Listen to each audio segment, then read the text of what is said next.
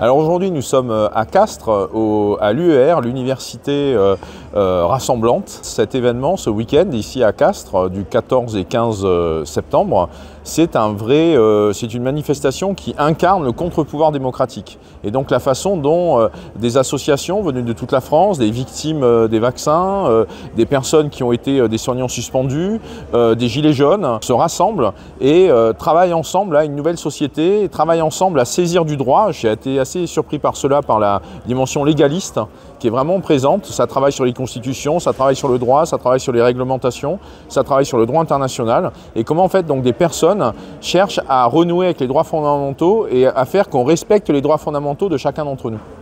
Je retiens beaucoup de chaleur humaine, beaucoup de témoignages extrêmement touchants, beaucoup de choses extrêmement intéressantes, très concrètes sur où on en est, ce qui s'est passé véritablement.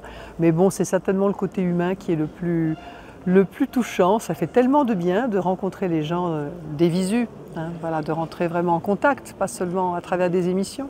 Je trouve que les personnes que j'ai rencontrées ont compris vraiment beaucoup de choses. Elles ont une très grande culture de tout ce qui s'est passé. Il y a pas mal d'énergie, j'ai pas trouvé trop d'accablement. J'ai trouvé plutôt des personnes décidées, conscientes et décidées aussi à agir.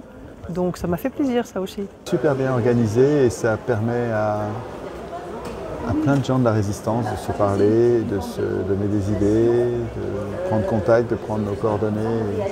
Non, c'est bien, c'est très précieux. Où est-ce que tu penses que l'on en est en tant que société aujourd'hui, en 2025 ? Je trouve qu'on n'avance pas vite justement, parce que pour moi, pour faire société, il faut nous parler et nous constituer. Donc, la constitution, ça sert à constituer un peuple, ça sert à formaliser la décision de vivre ensemble et les façons, les modalités de prise de décision ensemble. Et ça progresse, c'est une idée qui progresse, mais qui ne progresse pas vite.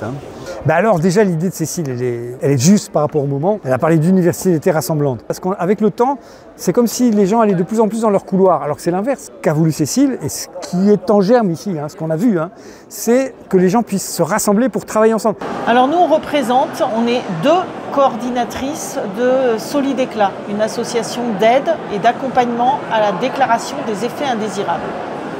Liées aux injections Covid. On aide, on accompagne les victimes, c'est-à-dire qu'on s'est glissé dans un interstice où les professionnels de santé qui sont habilités, qui sont même tenus professionnellement de faire cette déclaration, c'est-à-dire médecins, pharmaciens, sages-femmes, dentistes et infirmiers, sont tenus par leur profession de faire les déclarations.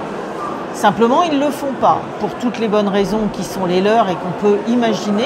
Parler, on ne peut pas parler qu'à un certain public, le public averti. Sinon, on dit ce que le public sait, on lui redit la même chose. Ça ne sert à rien. Ce qu'il faut, c'est pouvoir trouver des nouvelles formes et accompagner ces mouvements avec la bonne information, le bon dit. Et donc, on fait partie.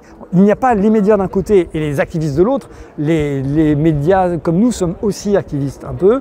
Et les activistes doivent aussi font du journalisme citoyen. Tout ça se mélange parce qu'on est tous une humanité unie qui doit être de plus en plus grande pour reprendre sa souveraineté.